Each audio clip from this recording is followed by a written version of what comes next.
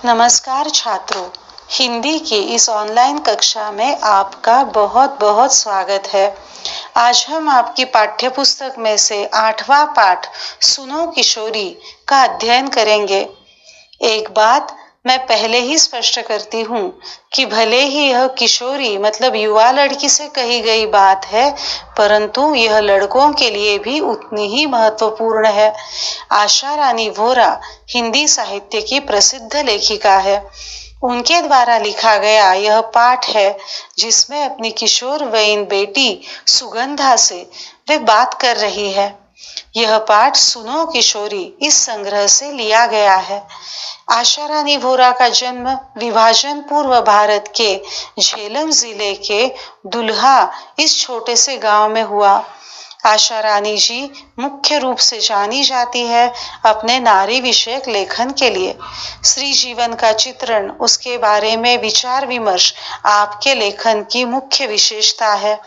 विविध क्षेत्रों की कर्तृत्वशालिनी स्त्रियों के कार्य के बारे में लेखन करके आपने आज की स्त्री के सामने एक आदर्श रखा है। आपकी मृत्यु सन 2009 में हुई। आशा रानी वोरा की साहित्य संपदा इस प्रकार है। भारत की प्रथम महिलाएं, स्वतंत्रता सेनानी लेखिकाएं, क्रांतिकारी किशोरी, सुनो किशोरी, स्वाधीनता सेनानी, लेखक पत्रकार आदि। यह पाठ पत्रात्मक शैली में लिखा गया है।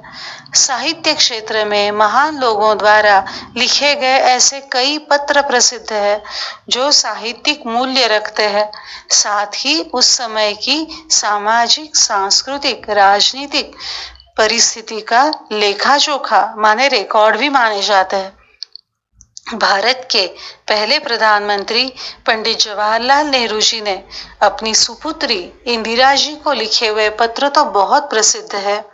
ये पत्र पिता पुत्री का रिश्ता तो स्पष्ट करते ही है, परंतु अपनी बेटी को विश्व में घट रही घटनाओं की जानकारी अत्यंत कार्यव्यस्त होने के बाद भी नेहरू जी किस प्रकार देते हैं, ये भी पता चलता है।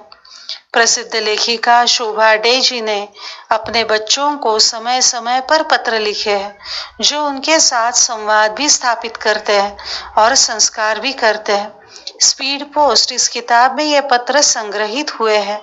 यह किताब अनेक भाषाओं में अनुदित हुई है।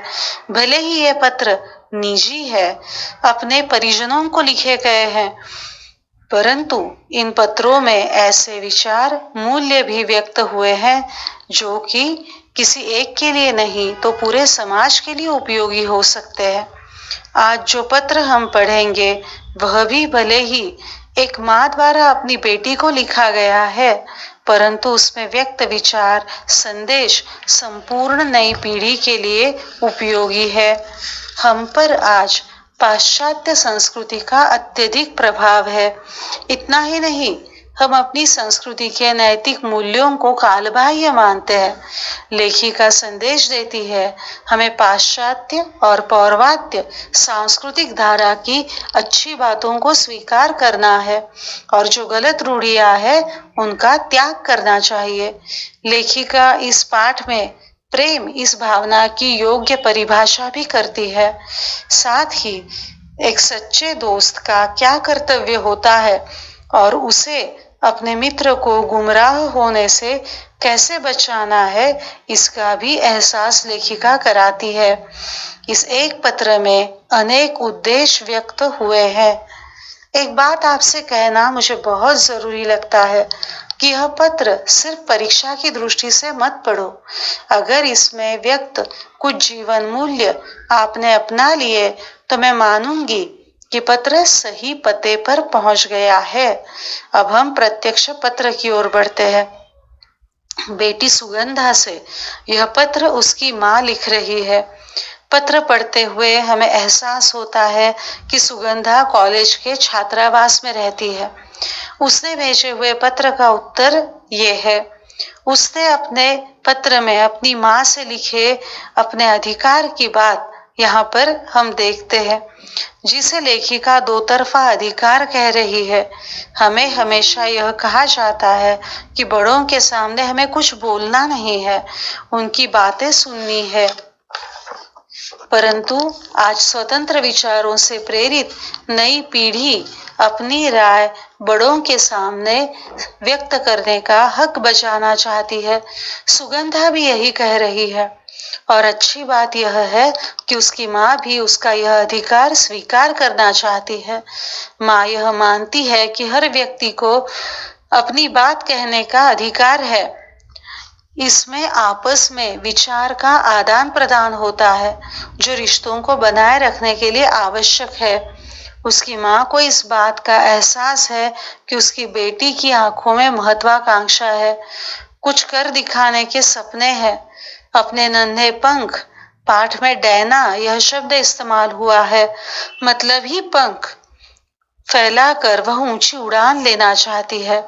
सुगंधा की माँ किसी डर से या भय से उसे रोकना नहीं चाहती। वह उन पंखों को मजबूत करना चाहती है, ताकत और आत्मविश्वास से, और एक ऐसा बंधन मतलब ही प्यार की डोर वहां जोड़े रखना चाहती है, क्योंकि अगर ये पंख लड़खड़ा गए तो वे सहारा दे सकती है, संभाल सकती है। वह माँ अपनी बेटी से कहती है, कितनी भी ऊंची उड़ान लो मगर धरती पर नजर रखो। हम कहाँ से निकले हैं, हम कहाँ जा रहे हैं, ये बातें तो हमें अपनी धरती ही बता सकती है। संकट के समय पर हम अपनी मातृभूमि में ही सहारा प्राप्त कर सकते हैं। अर्थात धरती पर नजर रखना मतलब वास्तविकता का ध्यान रखना, ये संदेश माँ उसे देती है। अनजान नई जगह पर पहुंचने के बाद भी हम अपनी धरती से, हमारे अपने लोगों के संपर्क में रहे तो हम कभी अकेलापन महसूस नहीं करते। अगर हम अपनों से दूर, अपने गांव शहर से दूर है तो हमें अधिक सावधानी बरतनी पड़ती है। हम अपनी मातृभूमि से अगर किसी कारणवश दूर हो गए हो तो हमें अपने संस्कार, परंपरा, संस्कृति इन्हें कभी भूलना नहीं चाहिए। जैसे कोई वृक्ष जड़ों के काटने पर टूट जाता है, वैसे ही हमारी भी जड़ें अपनी धरती से जुड़ी हुई होती है। हमारी संस्कृति, भाषा, परंपरा ये हमारी जड़ें हैं, इनसे हम सुरक्षित है। हमें पुरानी जर्जर रूढ़ियों को तोड़ना है और अच्छी परंपराओं का जतन करना है। सुगंधा की माँ उसे परंपरा और रूढ़ी का अर्थ समझाती है। महाविद्यालय के ग्रंथालय में जाकर किताबों में उसका अर्थ ढूंढने के लिए कहती है।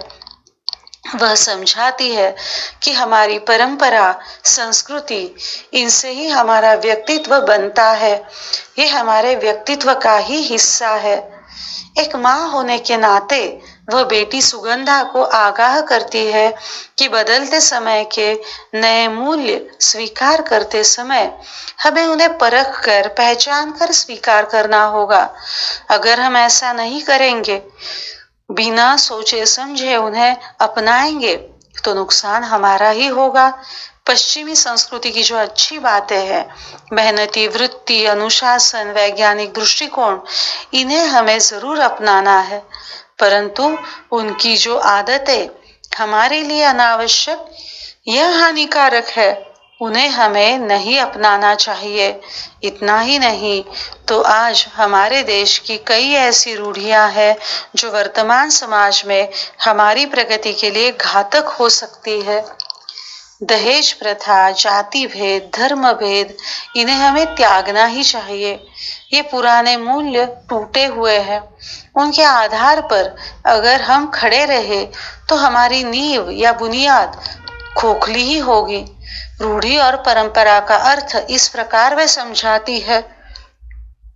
परंपरा समय के अनुसार बदलती हुई पुराने मूल्यों का त्याग करने वाली और नए अच्छे मूल्यों को स्वीकार करने वाली परंपरा होती है।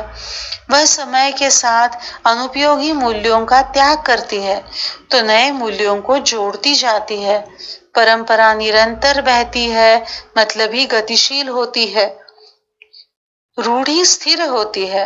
रूढ़ी समाज की प्रगति में बाधा डाले ऐसी रीति, पद्धति या नैतिक विचारों को पकड़े रहती है।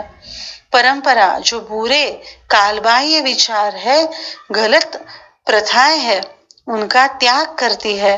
सड़ी गली अनुपयोगी मूल्यों को त्याग कर वह देश विदेश के अच्छे मूल्यों को स्वीकारती है, उन्हें अपने आप में समेटती हुई आगे बढ़ती है। सुगंधा की माँ उसे यह समझाती है कि पुराने मूल्य जो अब टूट गए हैं, मतलब ही जर्जर हो गए हैं, ऐसे मूल्यों को संभाल कर नहीं रखना चाहिए। ऐसे मूल्य कभी भी गिर सकते हैं। माँ अपनी बेटी से आगे कहती है कि जिस प्रकार हम हमारे पुराने मूल्यों का त्याग करेंगे, उसी प्रकार हमें पश्चिमी मूल्यों को स्वीकारते समय भी सोचना चाहिए। हमें उन्हीं पाश्चिमात्य मूल्यों को स्वीकारना चाहिए जो हमारे लिए योग्य है, अनुकूल है। हर विदेशी या पाश्चिमात्य मूल्य हमारे यहाँ बोया नहीं जा सकता। वह अगर हमने उसे बोने की कोशिश की, जबरदस्ती उसे लगाया, तो भी वह यहाँ उगेगा नहीं, या उनके फल माने परिणाम हमारे लिए अच्छे नहीं होंगे। यहाँ भी सुगंधा की माँ यह महसूस करती है कि पत्र थोड़ा गंभीर और बोझिल बन गया है। वह बेटी को सलाह देती है कि हमारी संस्कृति, परंपरा, इन्हें समझने के लिए समय निकालकर इससे संबंधित पुस्तकें पढ़े। उनके मतानुसार हमारी संस्कृति, परिवेश, परंपरा, इनकी जानकारी हर एक व्यक्ति के लिए आवश्यक है। अगर यह जानकारी हमारे पास हो तो ही हम अपने जड़ों को अच्छी तरह से पहचान सकेंगे। अब सुगंधा की भी माँ सुगंधा की सहेली रचना के बारे में अपनी राय व्यक्त करती है। उनके मतानुसार रचना हमारे अच्छे मूल्य, परंपरा और पाश्चिमात्य मूल्य और परंपरा, इनमें होने वाला फर्क नहीं समझती। वही सीमा रेखा, मतलब ही बॉर्डर लाइन को नहीं पहचान पा रही है। वह सिर्फ रचना ही नहीं तो संपूर्ण नई पीढ़ी की समस्या है। यह नई पीढ़ी हमारे पुराने मूल्य को योग्य नहीं मानती, उन्हें स्वीकारना नहीं चाहती, उन्हें काट फेंकना चाहती है, पर उनके पास दूसरे मूल्य नहीं है। वे सिर्फ पाश्चिमात्य मूल्यों को जानती है, फिर दूसरों के मूल्यों को उधार लेकर खड़ी नहीं हो सकती। हम अपने मूल्यों पर ही खड़े रह सकते हैं, दूसरों के नहीं। नए मूल्यों को निर्माण करने के लिए ज्ञान और विज्ञान, ये दोनों बातें हमारे देश में आवश्यक है। जब ज्ञान और विज्ञान का दृष्टिकोण तैयार होगा, तभी हम पुरानी संकुचित पगडंडी काट कर नया विशाल चौड़ा मार्ग बना सकते हैं। हर विचार, हर परंपरा जांच कर, परख कर अपनाने का दृष्टिकोण ज्ञान और विज्ञान हमें देता है। सुगंधा की माँ अपनी क्षमता और मर्यादाओं का विचार करके नई पगडंडी पर चल दिखाने की हिम्मत करने के लिए कहती है। जब बहुत से लोग ऐसी नई पगडंडी पर चल दिखाने की हिम्मत करेंगे, तभी विशाल मार्ग, लंबी चौड़ी सड़क तैयार होगी। हम आज यहाँ तक पत्र पढ़ते हैं। पत्र का शेष हिस्सा हम अगले भाग में देखेंगे। इस भाग में जो नए शब्द आए थे वो हम एक बार दोहराते हैं।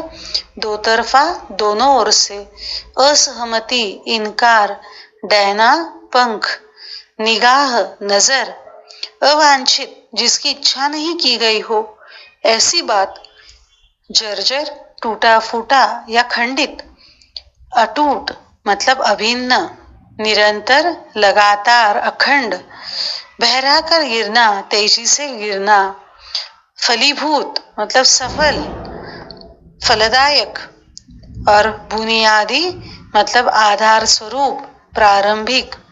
तो ये नए शब्द हमने देखे। इस भाग में हमने देखा कि सुगंधा की माँ अपने पत्र में उसे हमारी संस्कृति, परंपरा, रूढ़ियां, इनका ज्ञान देती है।